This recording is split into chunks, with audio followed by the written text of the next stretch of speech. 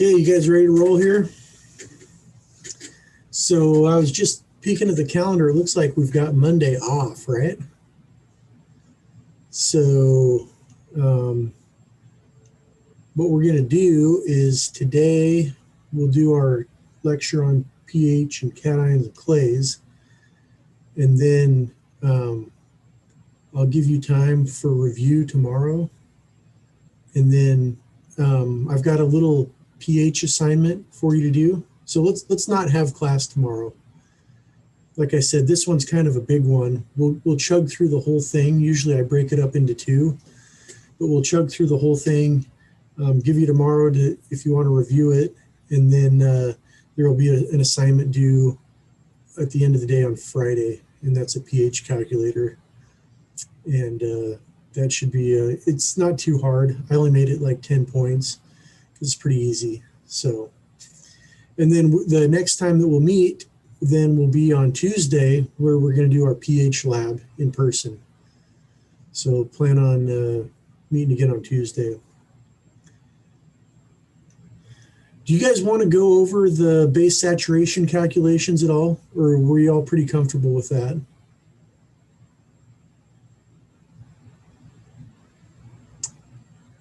I think most everyone did pretty good. So unless you want to, if no one says anything, I'm just going to go on.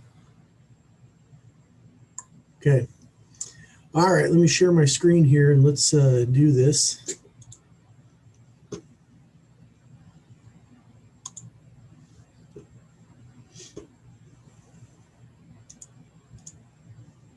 See that okay?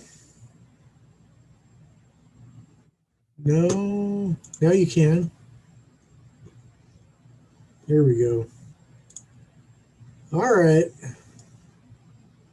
So this is where we're going to get into soil pH a little bit more. And I think everyone really knows what pH is, right? It's acidity, it's alkalinity. That's the word that we use for the opposite of acidity in soil. And you're going to see that this is really affected by cations and clays and some of the different elements that we have in the soil. Okay, so by definition, pH equals the negative log of the hydrogen ion concentration. Okay, so when you go and make your calculator, this is the calculation that you're going to use. And keep in mind that this is a log scale, right? So that's going to become important, and I'll show you in just a little bit kind of what that means. But a log scale basically means that it increases by factors of 10 rather than, on a typical XY plane, right? We're increasing by 1 on either axis. Well, in the case of pH, we're increasing by 0, 10, 100, 1,000, 10,000. And so it changes a little bit when we're looking at like a pH scale. It's not a one-to-one relationship. And here's kind of a typical, some common stuff that we have at home and where their pHs are. So if we look at like pure water or milk, that's at a pH of 7, okay? And then as we move up, so we're increasing in base, so up from 7 to 14 is considered basic. From 7 and below is what we call acidic. Okay, so we've got seawater, baking sodas at about a 9. And you'll see, look, these are changing from 1 to 1/10 to 1/100th to 1/1000th. And then back this way, we're going from 10 to 100 to 1,000 to 10,000. That's the logarithmic scale. And this scale is based on water of all things. So let me pull up a whiteboard here.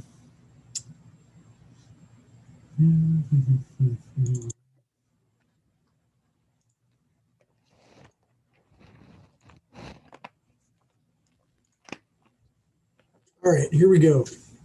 So we all know that water, right, is H2O. And if we split these things up, what we're left with is one of these, which is an H plus, and we're left with an OH. That's a minus, right? So if we add those two together, we're left with H2O, right? Okay. And this guy over here, this is our hydrogen, and this is what we call a hydroxyl, that OH, okay? Now, these guys, this is just water, right? But if we've got more hydrogen, this is what is causing our acidity, okay? And this one over here, we're then going to call a base. So the balance between these two determines whether something is acidic or basic. So if we've got a lot of H plus, then we've got something that's acidic, like lemon juice or vinegar or something. And if we've got more OH than we do H, then we've got maybe more baking soda type of pH. Does that make sense? Now, when you guys take chemistry, they're going to teach you about Bronsted and Lowry acids and bases and conjugate bases and pKa values. And that's great. But to be honest with you guys, I've got a PhD in soil science and I don't know what the hell any of that stuff means. Okay. So for this class, all you need to know is this right here. This stuff's based on water and it's a balance of H, which causes acidity, and OH, which causes a base pH. Okay. Now the scale, let me stop this now and go back to our regular screen.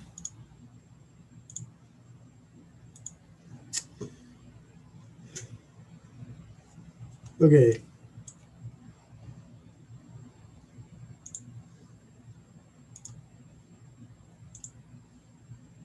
There we go. You can see that okay? Okay. All right. So our scale goes from, basically we never get down to 0, but pretty dang close. And it goes all the way up to 14. Okay. So we don't have any, there's no such thing as something that has a pH of 20. And there's no such thing as a pH of less than 0. So that's the scale. All right. We've already talked about this, right? If it's less than 7, we call it acidic. If it's greater than 7, we call it basic. And if it's right at 7, we call it neutral. Now, when we do this in the lab, and you guys will see this on Tuesday, what I'm going to do is bring in some buffer solutions, okay? And these solutions have known pHs. So this one's at a pH of 4, that's a 7 and a 10. And lab instrumentation in and of itself is dumb. It doesn't know what is what. And so what we'll do is we'll stick the electrode in this pink juice right here. And it's going to say, all right, I'm getting some kind of a millivolt reading. And we're going to say, okay, at that millivolt reading, we have a pH of 4. We're going to do the same thing with 7 and 10. It's going to plot it on a curve. And that's how we determine pH with an electrode. And I think I've got a, let's see. I've got a picture of an electrode coming up here in just a little bit. Now, in terms of soil pH, if we were describing these soils based on the pH, most of them are going to be between like 3.5 and let's say 10.5. I rarely ever see soil below 4, and I rarely ever see it above 10. And so most of them live between this 4 and 9 range, let's say. And if we're going to describe them, if it's neutral, it's at 7. If it's above that, it's slightly basic, medium basic, and then strongly basic. And once we get up above about 9.3, we're going to call that very strongly basic. And going the other way, it's very slightly acidic, and then slightly acid, moderately, strongly acid, and then very strongly acid is when we get into the 4.5 or less range. All right, so we need to talk about a few things right here. Did we talk about soil solution yesterday? Everyone should be nodding their head yes. Okay. Let me do a different screen share here and go back to my whiteboard. Okay. So yesterday we talked about how we have these clay particles, right? And we've got certain cations that are stuck on them. And so let's draw some negative charges here. That negative charge coming from isomorphic substitution, right?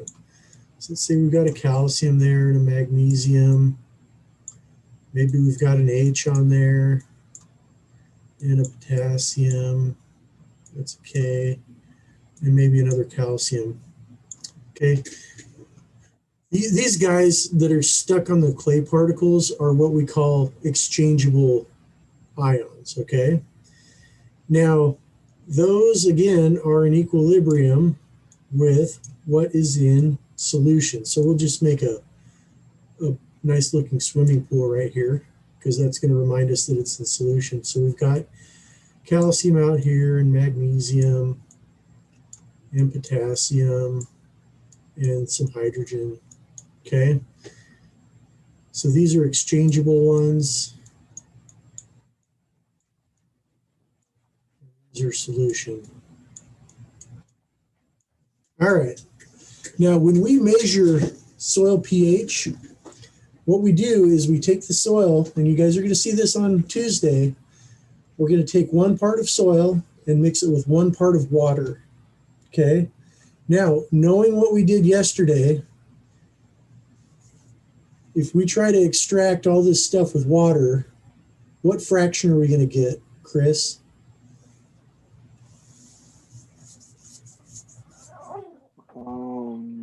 We are going to get the calcium and right, we will get some, but we're going to get the solution fraction, okay?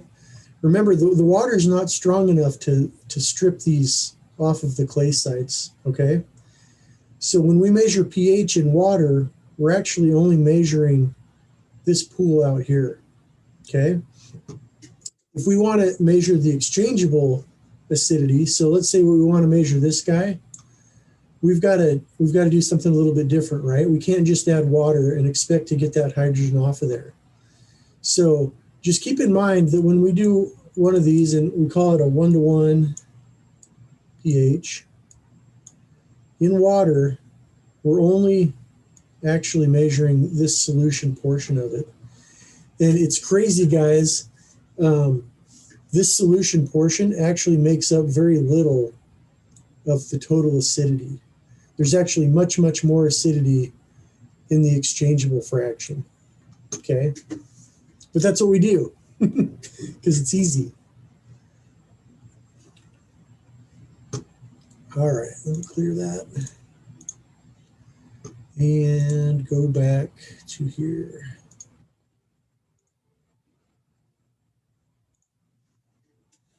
All right, so there's a difference between solution acidity and exchangeable acidity.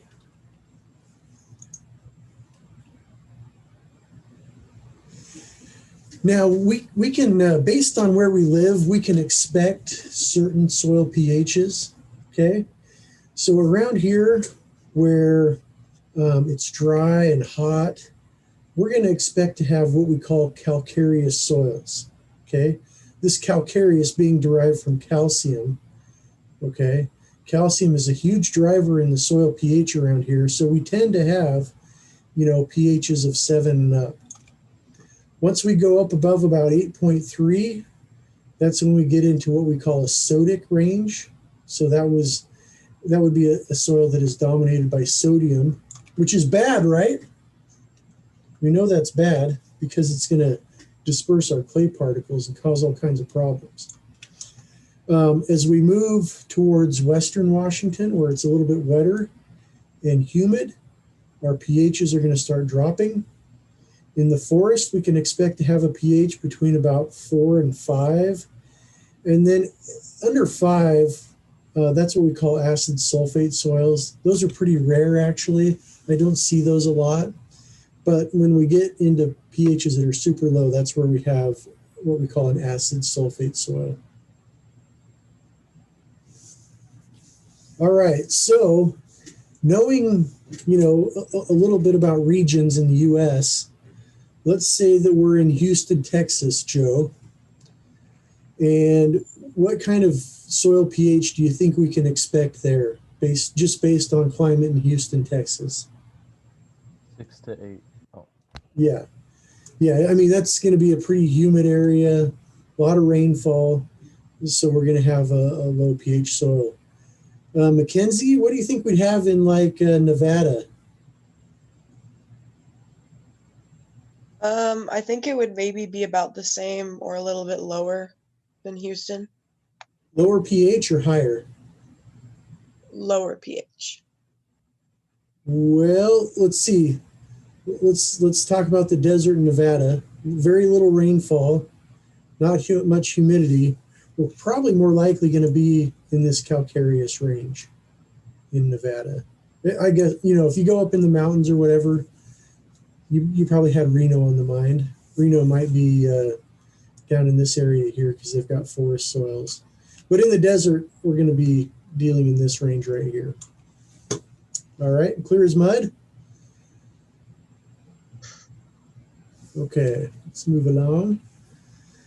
So again, it's the balance between the H plus, the hydrogen, and the hydroxyl, the OH. Okay, and there's a couple things that are going to promote acidification in the soil. So number one is production of H, and then washing away of cations by percolating water. And I'm going to give you kind of an example of some of these things. Have you guys ever heard of acid rain? I think we probably all have, right? So what happens is there's CO2 in the atmosphere. When it comes in contact with water, it can form carbonic acid. And when that happens, that can lower the soil pH. Accumulation of organic matter, we talked about this one already in our histosol type soils, where organic matter has organic acids in it, and those organic acids can drive the pH down. When we have oxidation of nitrogen or sulfur, okay, those are processes that create acidity. We'll talk about that more in the future. And then when plants take up cations, that causes the pH to go down as well. So really, these basic cations that we talked about, the calcium, the potassium, the magnesium, and the sodium, those four are keeping the pH kind of elevated above 7. Okay, and if the plants take those up, then naturally the pH is going to go down. All right, so this slide right here, what I'm trying to show you is in the soil, we talked about how humid soils result in lower pH. What's happening is we've got these hydrogen ions that live in solution. They also live on the clay particles. But if we've got a lot of water that's moving through the soil, you guys all know that nitrate leaches. That's what this is showing right here. There's other things that leach too. Sulfate leaches, bicarbonate leaches. And when that goes, so these are negatively charged anions. When those anions get leached in the water, they have to be paired up with something else. They don't just leach on their own. This is the concept that we refer to as charge balance. So you might want to write that down. I know there is a test question on it and probably a quiz question too. So when things leach in the soil, they have to have something go with them. And so a lot of the time it can be calcium, it can be potassium. But when that happens, then the soil pH is naturally going to drop because we don't have as many calciums left in the soil solution because they're being leached out. Sound good? Have I convinced you, Rod? Good deal. All right. Now, we've talked about these four ad nauseum, right?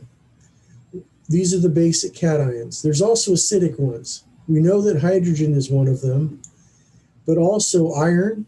It can exist as either a 2+ or a 3+ form, and aluminum, okay? These are what we call our acidic cations. And there's some other like metals that play a role in soil pH, but it's really in small quantities. So we'll just kind of, we won't even, oh man, I'm falling asleep just listening to myself here. We won't even talk about those. All right. Aluminum, which we hit on right here, right? The reason aluminum plays a role is because aluminum is a building block for our clay particles, right? And when we get hydrogen ions that are absorbed on the clay surfaces, what they'll do is they'll attack the structure of the mineral, and it'll actually release aluminum into the soil solution, and that's why aluminum plays a pretty big role.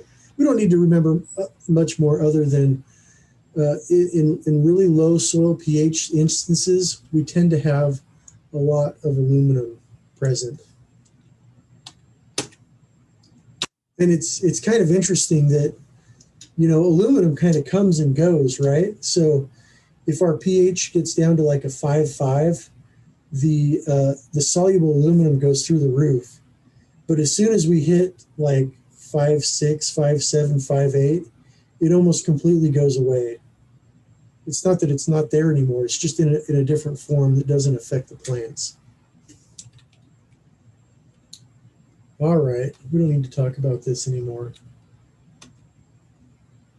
We talked about active and reserve acidity. So remember, active acidity, this guy right here, this is what we're extracting with water, okay? This is what lives in solution. And the reserve acidity then is these hydrogen, let me go back, these hydrogen ions that live on the CEC sites, okay?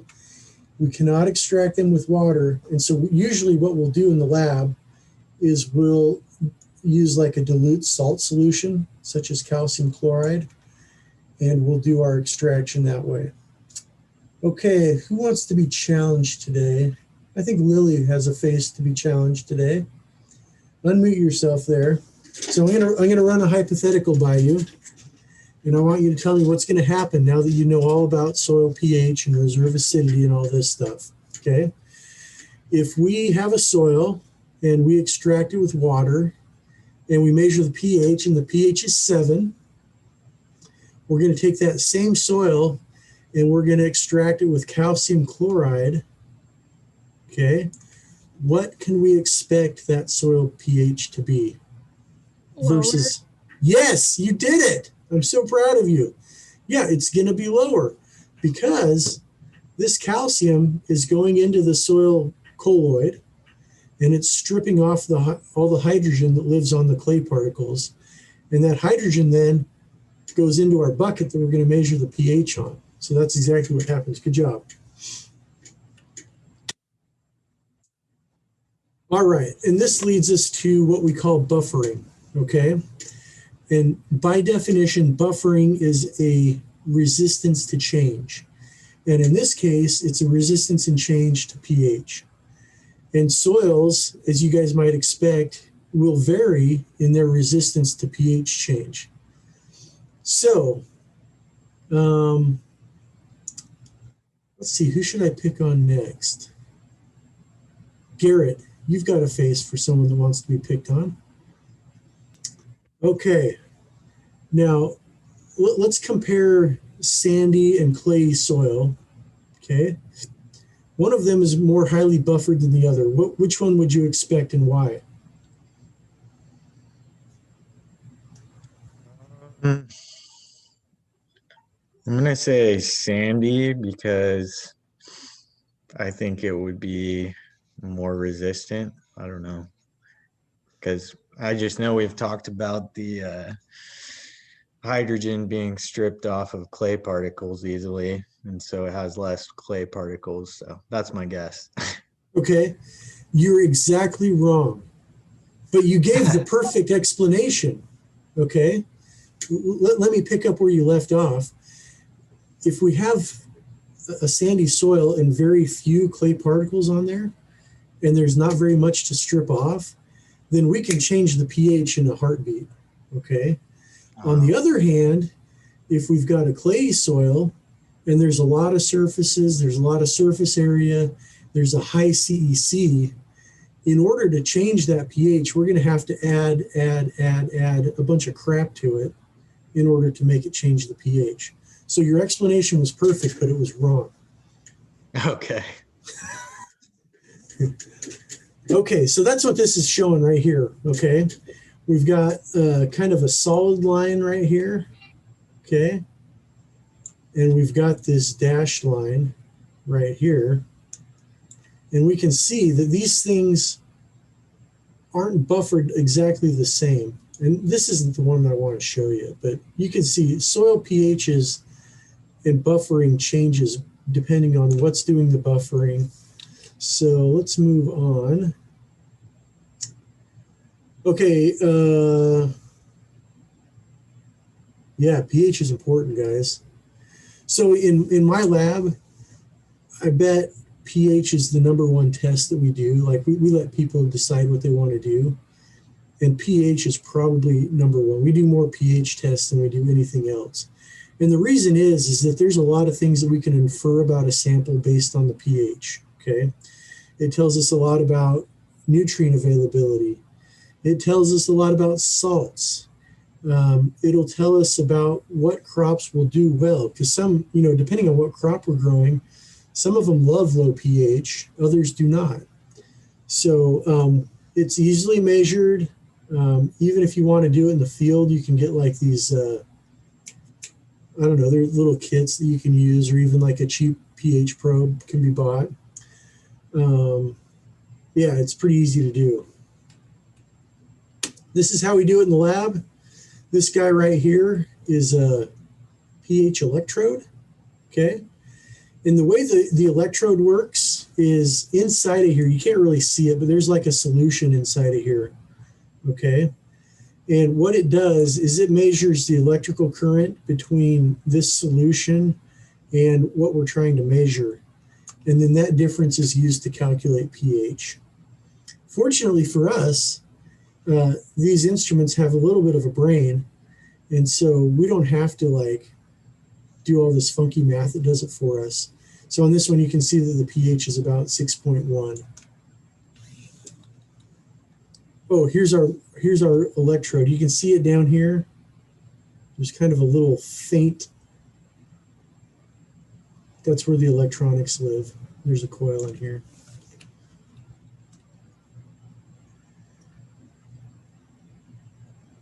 Okay, now our farming practices definitely have an effect on soil pH. What this graph is showing you right here is soil pH down here versus depth, okay? And I think they did this stuff in England or something, and they did it on soil that was untilled, and they did it that was on, I think these square ones right here were like the conventional type ag, okay? And then this one right here was maybe they limed. This one was like no-till, and then this one they just left alone.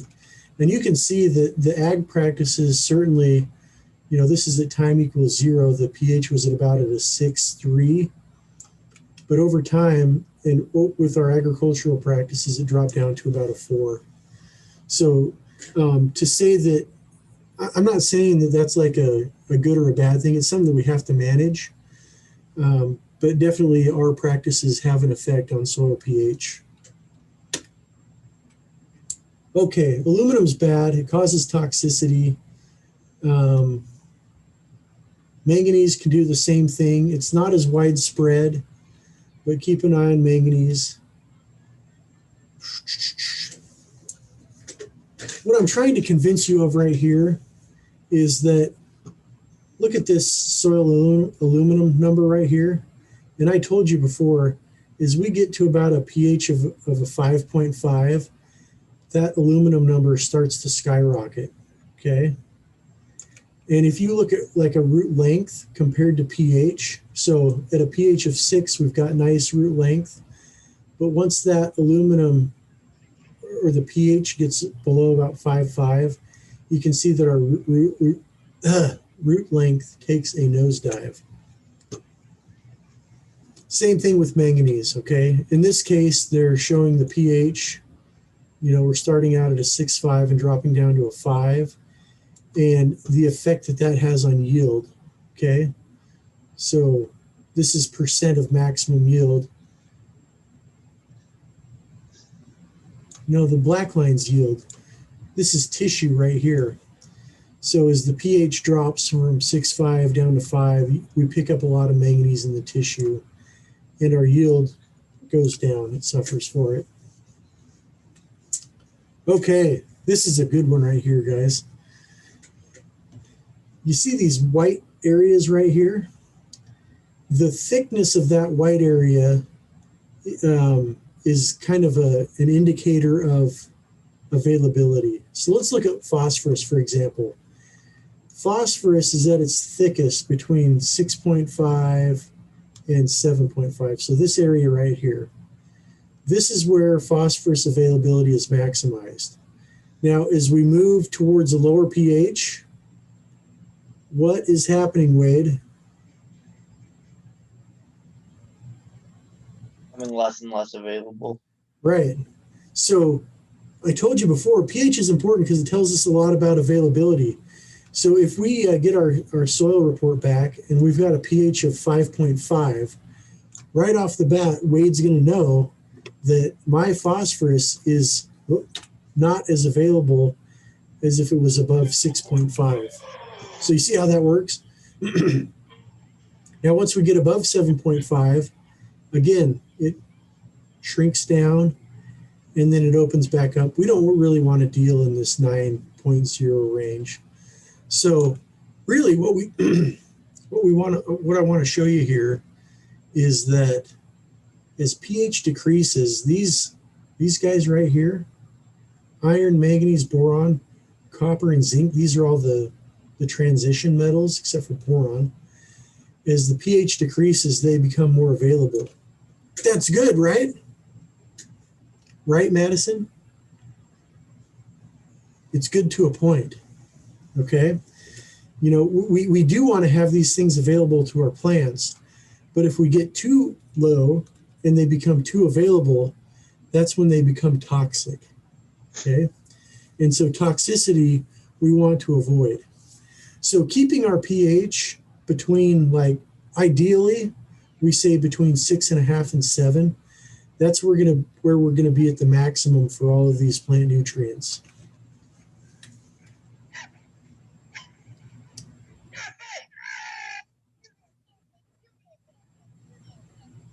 Okay, let's talk about bugs for a minute. After Tuesday, we're going to get into the world of microbiology quite a bit. A fungus, they're pretty versatile, okay? They can live in a wide range of pHs. And, but just remember that the fungus, they tend to predominate in low pH soils. And that's because the bacteria they're pretty strong competitors. And what they'll do is they'll dominate in the intermediate to higher pHs. And so just remember, if you have fairly low soil pH, you're probably going to have fairly large fungal communities. And as your pH goes up, you'll tend to have more bacterial communities. And that'll become important a little bit later. But remember, pH does affect microorganisms. And if you get too low, some of these microorganisms like to form associations with plants. And if our pH gets too low, they just won't do it. And so it's not good. All right. What in the world are we looking at here? Bacterial diversity as a function of soil pH. Oh, look at this. So as soil pH increases, we've got higher numbers or a higher index of bacterial diversity. That's what we just said, right? Is that the bacteria tend to dominate at the high pHs? So this is just proof for you that that's the case. All right. And as I said before, keep in mind that not all plants like the same pH. Let's see, who haven't I picked on for a while? I don't think I gave Madison a chance to answer. Do you know of any plants that love high or low soil pH just off the top of your head without looking at the screen? No. And I can't see the words to actually look at the screen. I have to get really close, so I can't cheat. Okay, well, does anyone have an idea of a plant that loves an acidic soil? Come on, you guys, you put them in your oatmeal every day, I know it.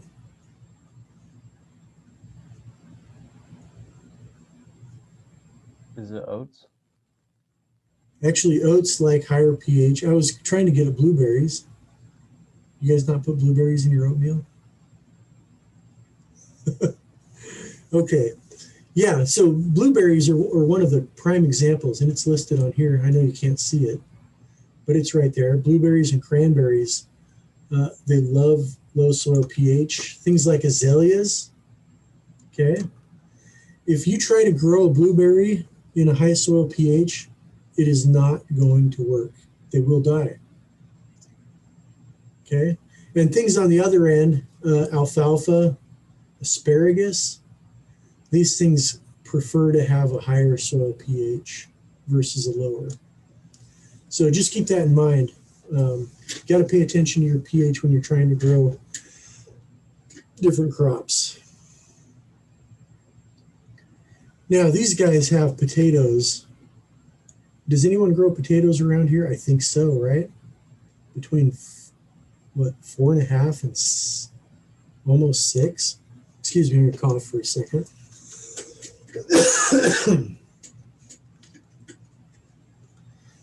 Our soil pHs around here are generally between 6.5 and 8.5, and we grow the best potatoes in the world here, right? So I guess they've got their stuff wrong here. Potatoes, yeah, they'll grow in. I don't like to get them too low because it'll cause other like disease type problems. But usually we're operating 6.5 to 8.5, and the potatoes do just fine. What's that flower that changes color based on the pH it's in? Do you guys know? Carnations Carnations? and roses. They do that based on pH? I think so. That's not the one I was thinking of. Well, don't Is it quote me on it. petunias? I can't remember. Is it petunias? Can you guys see my screen still? Flower changes color pH.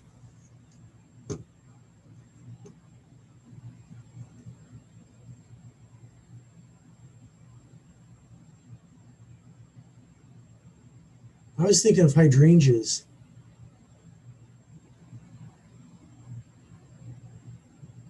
Yeah. Is that a hydrangea? I don't know my plants very well. Yes. Anyone have those at home? Wade, does your mom have those? What color are they? Here we go. Look at this. So pink flowers at a high pH. So probably around here they're going to be pink, but if you go over to where Lily's from, they might be blue. Cool. All right. Let's go back to here. So, because our practices can have an effect on pH, there's a few things that we do to change it, okay? The most common thing that we do is liming. And liming is where we add usually a form of calcium or a combination of calcium and magnesium carbonate to the soil. And what that does is it causes the pH to go up, okay? And gosh, I don't even know what a conjugate acid or base is, like it says right here. So let's just skip over that. Anyway, just remember, if you add lime, your soil pH is going to go up. Probably. Okay. Here's several different forms. So the most common is calcium carbonate. Okay. There's dolomitic limestone, which is a combination of calcium and magnesium carbonate. And there's everything in between. And over here, everything is based off of calcium carbonate. So we give it a value of 100, and everything else is compared to that. So if we're using like a dolomitic limestone, it's generally not as pure as calcium carbonate. And we have other things like burnt lime, and where the heck's that at? Burned lime. That's like it's like lime on steroids. What I'm trying to show you with this slide right here is that if you have a recommendation to add 2 tons of lime and you're using something like burned lime, you're going to add just about half as much to get the same effect. Does that make sense? Okay. Great. This is going back to our buffering thing. Okay. If we add limestone to a sandy soil, let's say we start out at like a, let's see. If we add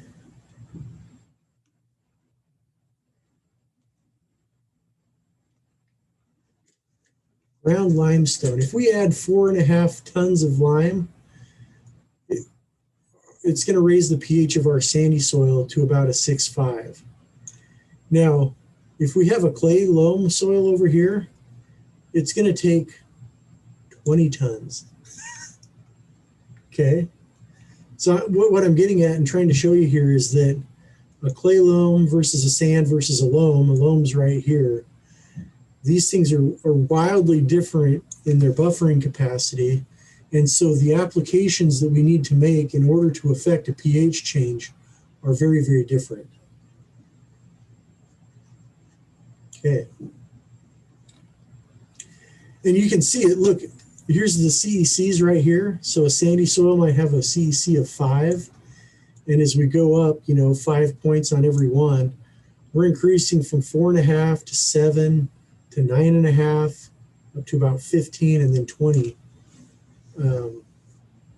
This is megagrams per hectare. This is stupid. Whoever did this? Why don't they just use tons per acre? I don't even know what this is in tons per acre. But you get the point, right? That it takes a lot more stuff to change a clay soil versus a sandy one. All right, I beat that one to death. Have you guys ever seen anybody adding lime around here? It does happen. So if you ever go out into a field and you see a big old a white dust trail behind a truck, usually what they're doing is putting on lime.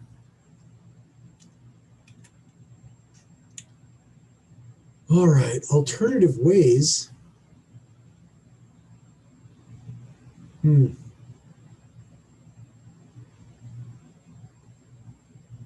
Yeah, forget that one. Okay, let's wrap this up. I'm done talking today. pH, negative log of the hydrogen ion concentration. Common range between 5.5 and 8.3. What cations can we expect at a pH of 8, Chris? 8. That'd be like high acidity. Sorry. No, 8's low acidity, right? Yeah, which cations are we going to expect to see up there?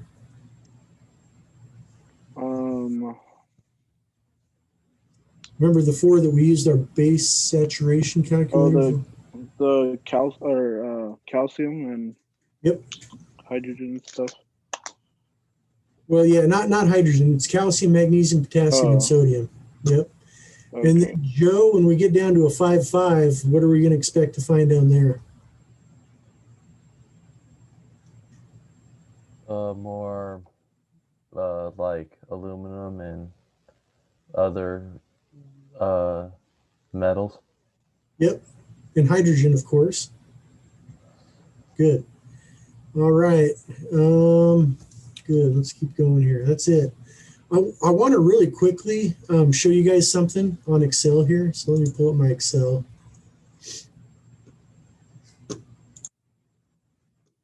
And one of the questions in the assignment that I give you is to calculate an average pH. So let's use an easy example. Let's say that let's call this soil A and soil B. And let's say this one has a pH of 7 and this one has a pH of 6. All right, Lily, what's the average pH there?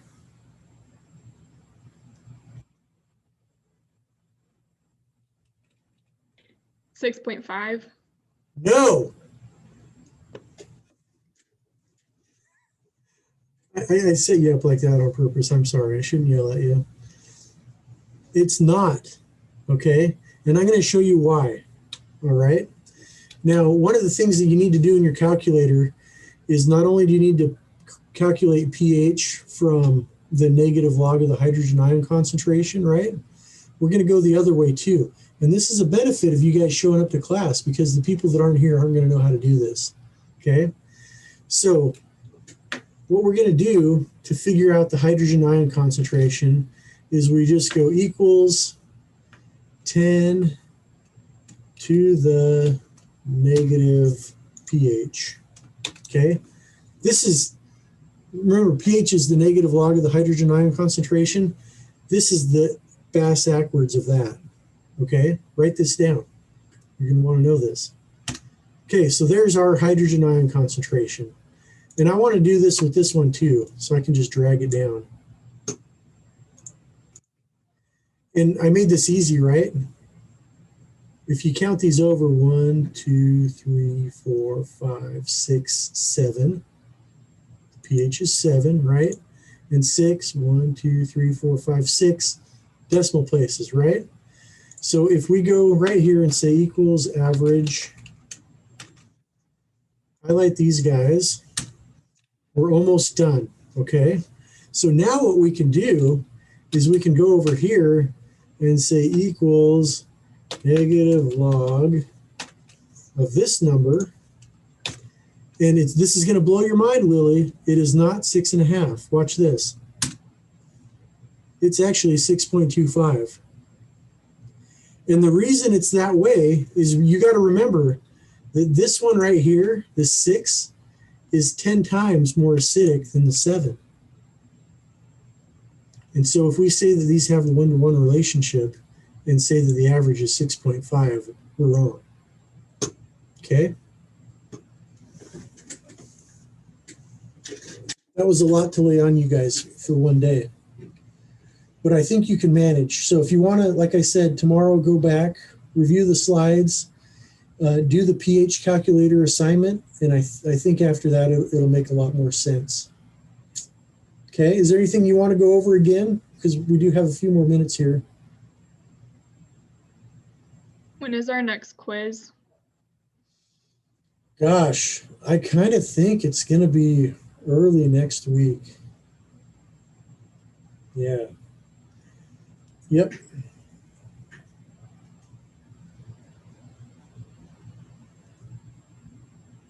All right. Well, you guys have a nice day tomorrow and a nice day off on Monday, and we'll see you in lab on Tuesday where we'll do some pH stuff. It'll be pretty awesome.